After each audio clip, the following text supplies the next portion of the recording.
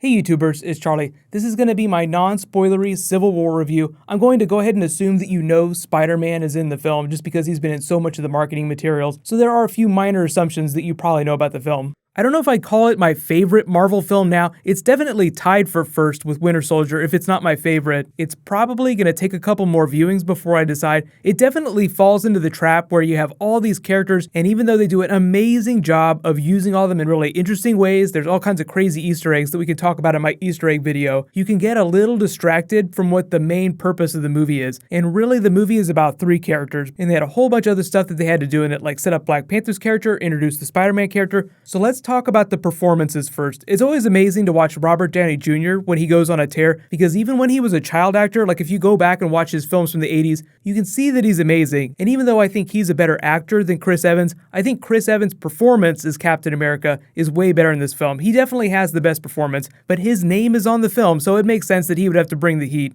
So whatever you've heard, the vast majority of this revolves around his character. The trick of the movie reminded me a little bit of a Community episode, which is interesting. I'll talk a little bit more about it in Easter eggs, but the Russos directed an episode of Community. They did the Dungeons and Dragons episode, which is one of the best episodes of any television show ever. So you can go back and watch that and understand why they're so good with these characters.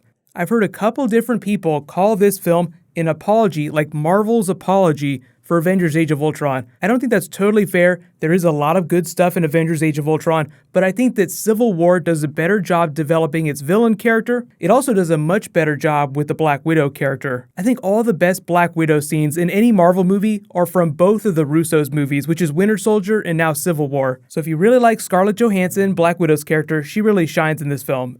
Black Panther, we gotta talk about him though. Chadwick Boseman was awesome. I cannot wait to see the Black Panther movie after this. I think I've said it before, but his character started out as something of a stereotype. So there were so many things that could have gone wrong about this character in the movie, but they totally pull it off. He comes away seeming like the biggest badass you've seen in a long time. Bigger badass than Vision, who has the Mind Gem, who's probably the most powerful person on Earth, next to Doctor Strange or maybe Scarlet Witch. But we haven't even got the Doctor Strange movie yet, so we can't really talk about him. I actually was not as big a fan of Scarlet Witch and Vision in the movie as I thought I was going to be. They did a really good job of using them as a MacGuffin in the film, but the MacGuffin isn't like the ultimate thing that you're working towards, so they kind of get shoved to the side a little. The logic gets swept under the rug a little bit. That was one of the weak points of the film. If you really want to nitpick, there were a couple logic flaws, but if you understand the purpose of the movie, you understand why they made certain story decisions to push characters in a certain direction. We'll talk more about that during Easter eggs, but it was to the film's benefit that most of these other Avengers characters were just background players.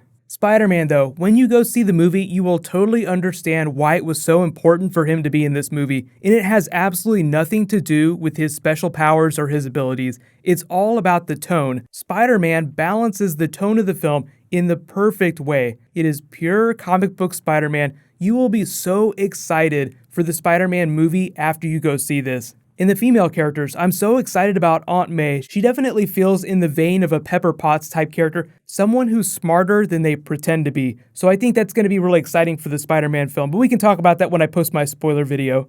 And what about all these other things that it was doing to set up other movies? This is technically the first Phase 3 film, and a lot of the biggest sins committed by one of the worst Marvel films, Iron Man 2, was that it got bogged down trying to set up all the other Phase 1 stuff that was going on.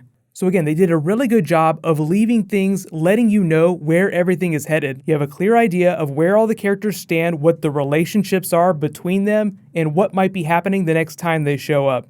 But just to be clear with the movie order, the next movie is going to be Doctor Strange this fall, so we'll meet him for the first time. That'll be like Ant-Man's film. It's really weird, so they'll keep it relatively self-contained till he's established, then kind of weave him in with the larger universe. Then the next movie is going to be Spider-Man Homecoming. They're still locking down characters, villains. I'll talk all about it during my spoilery Easter egg video, so be sure to subscribe to get that. And I am doing a giveaway. It's a gift certificate for 2 IMAX tickets, which is like a $50 value. All you have to do to enter that is be a subscriber and leave a comment on this video.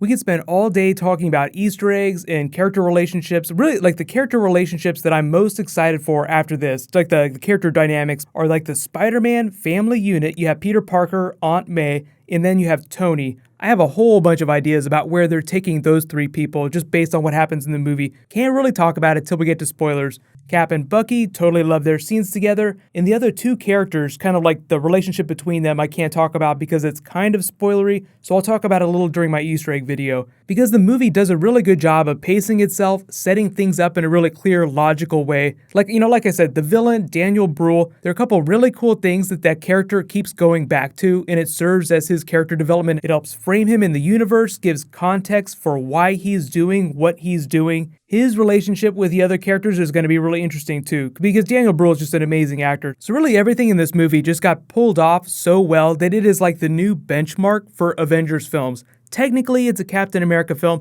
but it's really like Avengers 2.5 because there are so many of them in it. So let me know in the comments what's your favorite part about the film, and please use spoiler tags if you want to be really specific. But I almost forgot to say, like the whole logic for the Civil War, the reason why everybody's fighting each other, they actually provide compelling reasons for why each character makes the decision that they make. But what's going to happen next is I'm going to post my Easter egg video, so that should come pretty soon. While you guys wait for me to post that, you can click here to learn more about what's going on with the Spider-Man film, and you can click here to start getting ready for Game of Thrones this weekend. Thank you so much for watching, everybody. Let's high five. I'll see you guys tonight.